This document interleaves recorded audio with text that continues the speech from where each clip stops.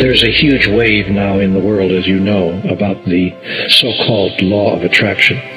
This wave has been created by the movie The Secret and by other authors who are writing books on this subject, and many New Age and New Thought and New Spirituality teachers who have been writing on this subject for a very long time.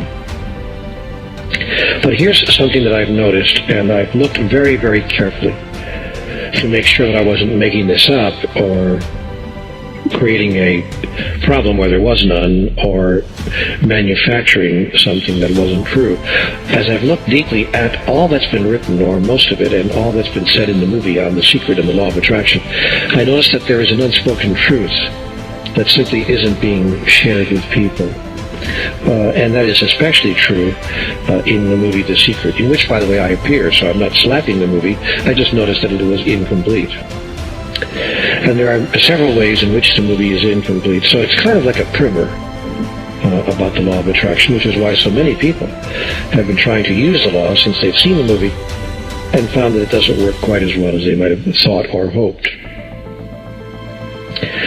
So the law of attraction is, I think, not completely explained in other sources, and that's why, in my opinion, it is not as effective for some people as those people would like. I call the law of attraction, or the energy of attraction, if you will, personal creation. It's the power of personal creation is what we're talking about here. So let's begin by understanding that the law of attraction is simply a group of words, a phrase that has been now popularly used to refer to a principle, a divine and spiritual principle of life. And I have used the words, the power of personal creation, to describe that principle. The power of personal creation is about the power of life to produce more life. It is about power, plain and simple, the power to change your life. Attraction is a gift from a benevolent and compassionate deity. And here is the unspoken truth about the law of attraction. It is a tool with two handles, one in your hands and one in God's. And, you know, if you take out the movie The Secret, and I'm sure most of you have it in your homes, and play it again, and put a stopwatch to it, I think you'll discover that the word God is not mentioned for the first 100 and maybe 15 minutes. I don't think that the word God is mentioned until about 2.5 or 3 minutes before the end of the movie. And frankly, that was quite deliberate on the part of the producers, because the intention here was to make it clear that the law of attraction is a power that you have, and that you are the one who is empowered to use it. And I think that the producers of the film did not want to step in their own way or get in their own way by bringing too much of God into it. And so, in fact, they brought in my view, too little. And they wound up with a movie that only speaks of God, I think, 2 or 3 times. I think the word is mentioned perhaps 3 times or so in the last 3.5 minutes of the film. And not much is made about the God connection.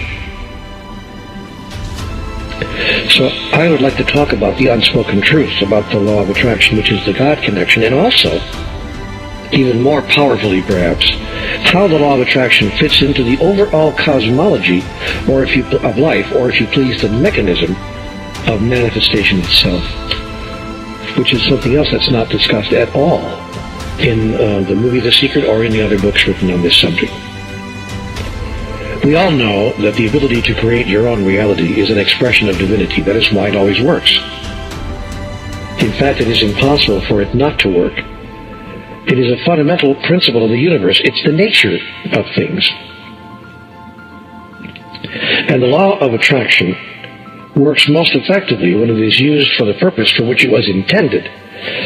And here is another unspoken truth about the law of attraction. Most people do not use the law of attraction for the purpose for which it was intended. So let me repeat what I said a minute ago. I said that attraction is a tool that works most effectively when it is used for the purpose for which it was intended. That is, it most often produces the results that are desired when it is used as it was designed to be used. But it is always producing some results, because it is always being used, whether those using that know it or not. This is the great gift of God. Continuous power, continuously on. Let me repeat that, please. The great gift of God is continuous power, continuously on. That is, there's no off switch here. And the power we're talking about is the power of personal creation. We are talking here about a systematic process of cause and effect that never shuts down. God is that process. God is that system. This is what God means when God says to us, I am with you always, even unto the end of time. That is something that is not generally understood and that is rarely explained about attraction or about God.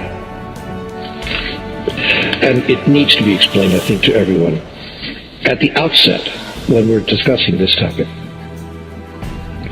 So what I'm saying is that we need now to contextualize this business of attraction. The energy of attraction is part of a larger system of cause and effect in the universe. I'm going to repeat that because that's the most important thing I'm going to say to you tonight. The energy of attraction is part of a larger system of cause and effect in the universe.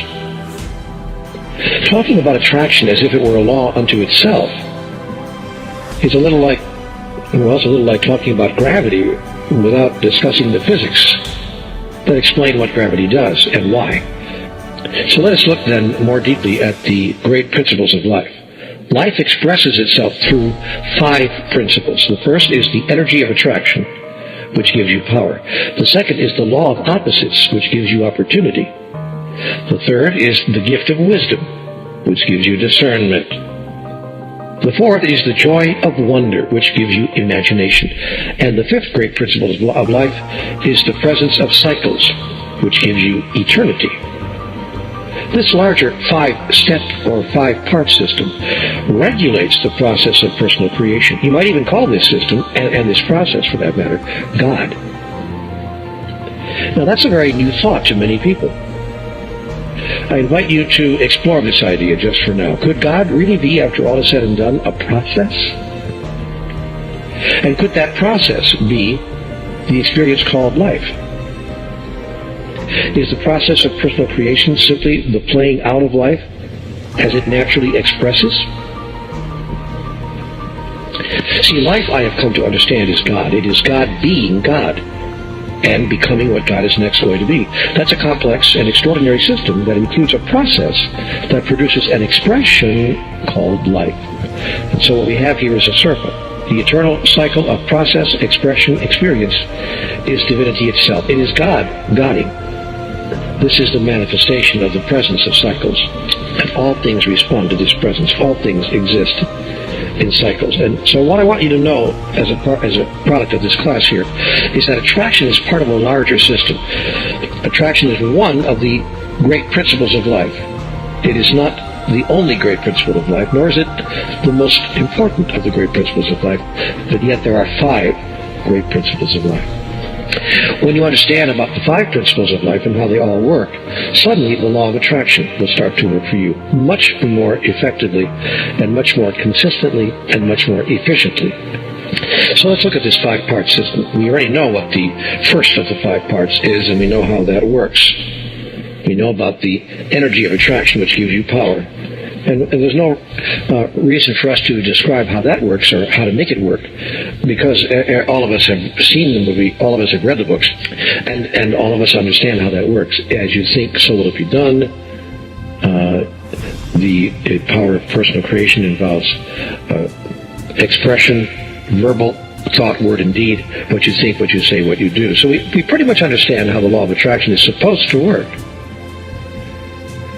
But what no one told us about is the other 4 principles of life, the law of opposites, for instance, which is most important for us to understand. The law of opposites creates a contextual field within which the power of personal creation or the law of attraction may work. And that's because of an extraordinary truth about life. In the absence of that which you are not, that which you are is not. I'll say that again. In the absence of that which you are not, that which you are is not. It's very important to grasp this if you are to know how the law of attraction works. So let me explain the principle very clearly. In the absence of cold, hot is not. Hot can be experienced as an idea, as a thought, but not as a physical reality, unless cold exists. Because everything in this two-dimensional world in which we currently have our being exists in relationship to its opposite. This is the law of opposites. If you take away its opposite, that which exists does not exist experientially. It only exists conceptually, but not experientially. I'll give you another example. Supposing I have a concept about myself that says I am 6 feet tall. Fair enough, I'm 6 feet tall. That's a concept only. The only way it can become an experience is if there's something that is not 6 feet tall. If there's something that's 5'11", or 4'3", or 2 foot high, or 9 feet high, or 50 feet high, then suddenly 6 feet high, the experience of 6 foot tallness becomes possible. I can actually have the experience of being 6 feet tall only because everything unlike, everything that is the opposite or other than 6 feet tall exists. If you take that all away, if everything in the whole world was 6 feet tall, then I could not know what 6 foot tallness was in my experience. I could only know it conceptually. I could have an idea, but I couldn't have an experience of it. Therefore, now get this, therefore, in order for me to have an experience of 6 foot tallness, presuming that was an experience that I desired, I would create, consciously or unconsciously, everything unlike 6 foot tallness. I would create things in my experience that were 5'9", 4'3", or 50 feet high, so that I could then, in the context of all of that, experience the difference, the contrast that I call 6 foot tallness. Indeed, I would beg the universe to bring me other than 6 foot tallness so that I could experience 6 foot tallness. I want to say that again because you really need to hear this. I said, indeed, I would beg the universe to bring me anything, something, anything other than 6 foot tallness so that I could experience 6 foot tallness in fullness. And that is exactly what we do when we use the law of attraction, something that is hardly explained at all in the movie, and not very much in most of the literature on this subject. As soon as you invoke the law of attraction, you invoke the law of opposites. The minute you, shall I say, pray for something, or hope for something, or wish for something, or seek to attract something, in that very self-same moment, you will begin to attract that which it is not. Now, if you're not careful, as soon as you begin to attract that which it is not, which you will be doing as a tool, a device to create a context within which you may experience that which you wish to experience, as soon as you begin to attract that which it is not, if you're not careful, you will be discouraged. You will think of that as a sign from God, or a sign from life, or a sign from the universe, that you're not supposed to have, quote unquote, not supposed to have what you were hoping for. And then you will drop the idea of having it in favor of a second thought that's far more powerful, that suggests to you that you're not supposed to have it. That is, you will buy into the illusion, and you will step into the notness and make it your reality. And you will drop any thought that you could have what you were hoping to experience, because its exact opposite has appeared in your daily life. More people than you could possibly imagine have gotten discouraged at this point and have dropped their intention. They've changed their plan. They've erased their goals. They've stepped back from their desires because they've become convinced that they can no longer have that which they were seeking to attract. When in fact the law of opposites and the appearance of that which is other than what we were trying to attract is the first evidence that the law of attraction is working. Wow, do I wish this was explained. It should be explained in the first 6 minutes of that movie. And of course it's not. This is one of the unspoken truths about the law of attraction. I promise you that the moment you declare yourself to be, do, or have anything, everything unlike it will come into the room. The law of opposites requires it to. That's why one of the first principles of most of the world's religions is judge not by appearances. Again, judge not by appearances. In fact, step into the face of appearances to the contrary and give yourself permission to continue to call forth that which you wish to create. Now, the third of the 5 great principles of life is the gift of wisdom. And the gift of wisdom is a principle which you utilize when the law of opposites presents its effect in your daily life. The gift of wisdom gives you discernment. It is the gift of wisdom within you.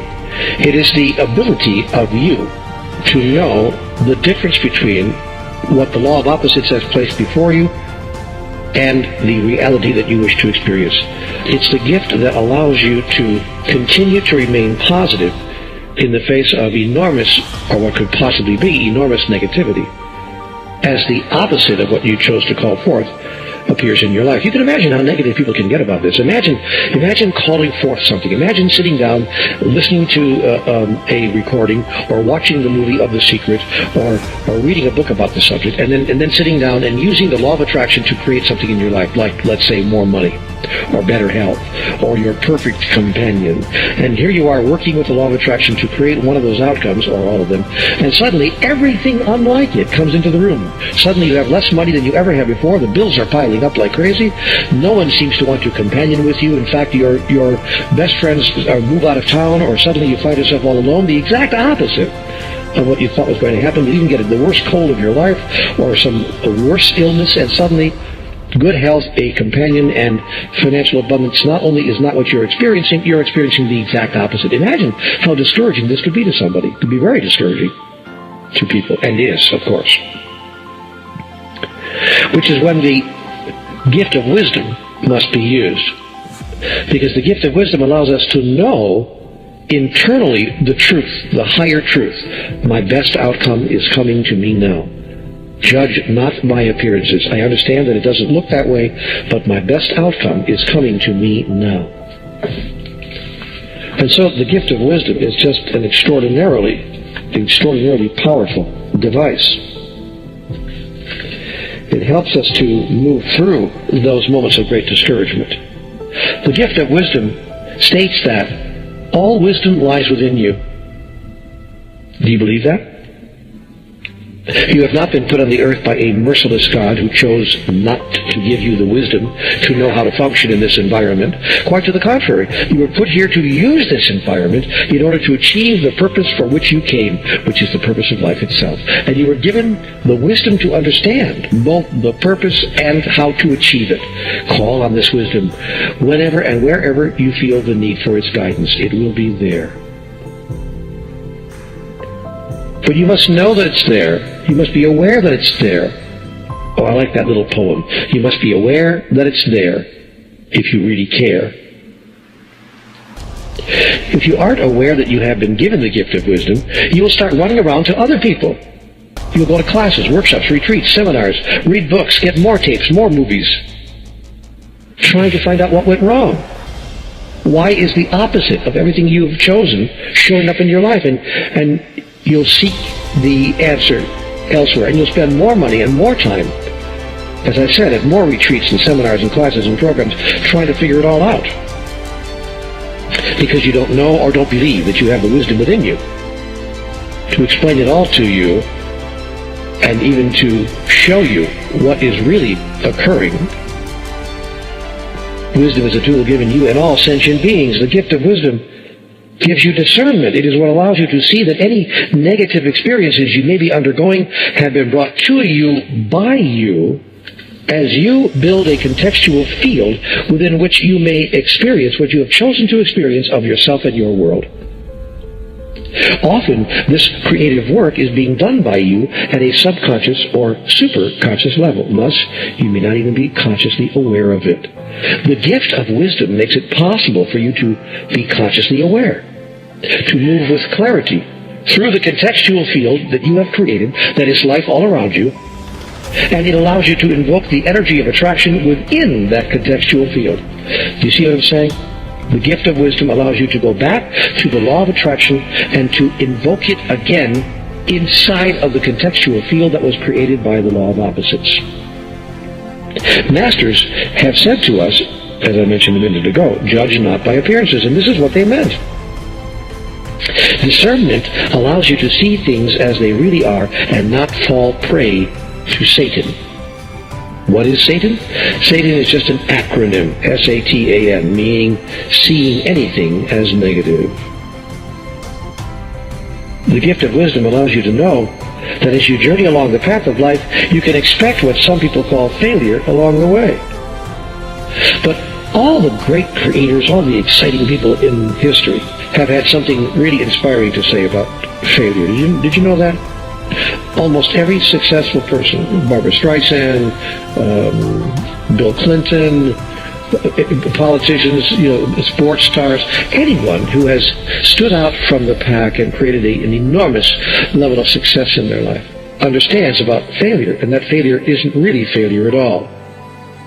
They understand that you can expect what some people call failure along the road of life.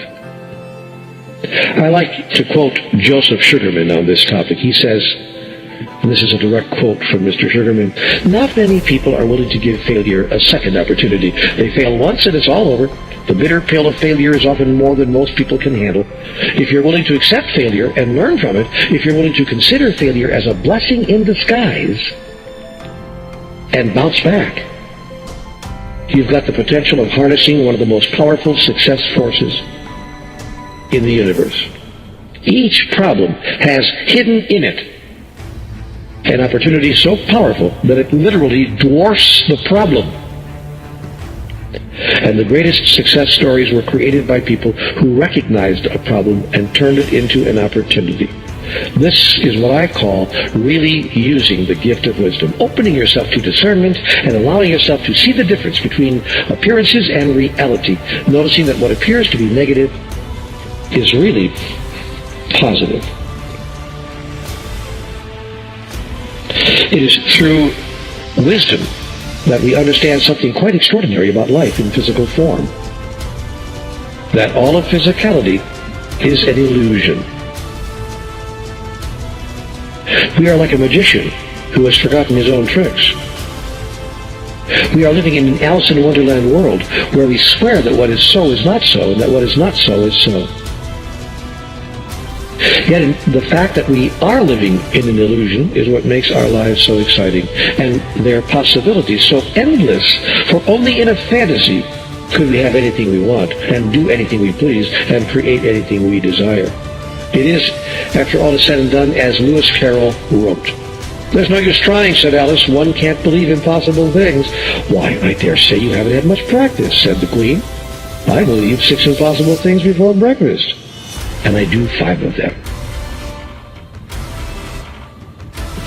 So, the law, or the gift of wisdom, allows you to take what's happening in your life into the context of the deep wisdom that resides within you, and to understand exactly what's going on. This understanding will stop you from pulling back from your greatest desire because of what appears to be failure. That's why it's so extraordinary. And after using the gift of wisdom to see what is opposing you, which is nothing in truth, and what is inviting you, which is everything in reality, you may then apply the joy of wonder, the fourth of the great principles of life. All things are filled with wonder, for wonder is the nature of God, the essence of divinity, and your natural state of being. Enter into the wonder that you are, and from that place of wonder, imagine your future, your life, and your creative reality in the next grandest version of the greatest vision ever you held about who you are. In this you spread wonder throughout your world, and achieve the purpose for which you came to the world. The joy of wonder gives you imagination, allowing you to take all that you have drawn to you through the energy of attraction and the law of opposites, and permitting you to produce your experience of this in all the creative ways that only a rich imagination could conjure. Life becomes an extraordinary adventure when you use the energy of attraction, the law of opposites, the gift of wisdom, and the joy of wonder all at one time to magnetize, contextualize, discern, and select that which you wish to experience right here, right now. But if you don't use all four of those principles, just use simply the law of attraction, I think you'll find that your results will be much harder to achieve. And after invoking the joy of wonder and allowing yourself to express life in a way that you have, you may find it beneficial to observe and honor the presence of cycles, the last of the great principles of life. It's important to know about this. The principle of life states, all of life moves in cycles. There is no straight line in the universe. Ultimately, everything curves in on itself. It's true, the line may be trillions of miles long, but ultimately everything meets itself. The movement of energy and mass around this oval creates the experience of what you would call infinity. This means you have forever to experience that which you wish to experience of who you are. See, everything in life moves in this kind of a swirl. Life itself is a cycle with no start and no finish. Everything exists as it was in the beginning, is now, and ever shall be, a world without end. And the presence of cycles gives you the gift of eternity. Why is that important to know? Because, my lovely, lovely friends, it gives you patience. When you understand that life moves in cycles, you grab for the gift, the insight, the treasure of patience. And patience is one of the most important elements in applying the law of attraction.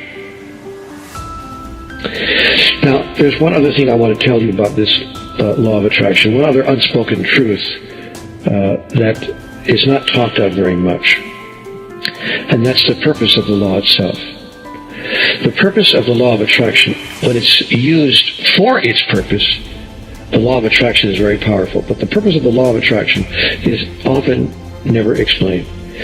The purpose of the law of attraction is to allow life to present itself most extraordinarily and most wonderfully for all those whose lives you touch and for you, in that order. In that order. The intention of creating such a law was to empower us to empower others. And I'll explain why in just a minute.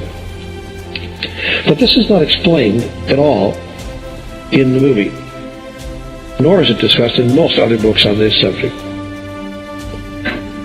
In fact, if you watch the movie, it looks as if it's all about me, me, me, me, me, me, me. I want a new house, I want a new car, I want a new bicycle, I want a new necklace to fall on my breast with diamonds and rubies. I want. And if you watch the movie very carefully, it even pictures those things that I've just described. It shows all about how people can have whatever they want, and you can.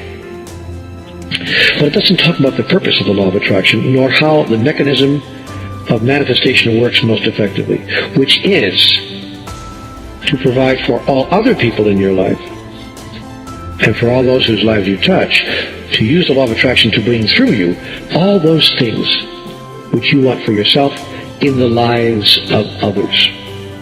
If you weren't careful after watching The Secret, it would seem like very much of a me-first world. And I must say, there are some people who have had some problem with that. And after watching the movie, I felt kind of empty. I felt kind of like, well, yeah, but I understand how this could work for me, but what about the rest of the world? What about the starving children of Africa? What about the oppressed in Darfur? What about the people of the world who are suffering? Hungry, homeless. Where does that come in? And what I want you to understand is that when everyone whose life you touch comes first, and when what you wish for yourself, you wish for and work for in the lives of others first, then everything you hope to experience in your own life comes crashing in on you without hardly any effort at all. Now, why is this? Is it because serving others first is morally superior? No. There's no such thing as morals. Morals are just stories you're making up. Well, then why does it work that way? By the way, I want you to understand that what I'm saying to you right now, this unspoken truth about the law of attraction, watch the movie 50 times, you won't find it in there. This unspoken truth of the law of attraction is contained in some form or another in the teachings of virtually every religion on the face of the earth. The Christian religion, with which I am most familiar, puts it this way: do unto others as you would have it done unto you. Again, do unto others as you would have it done unto you.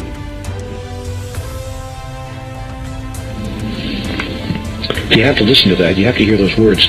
Because that isn't just a great spiritual principle because it pleases God, or it's a nice thing to do for your soul.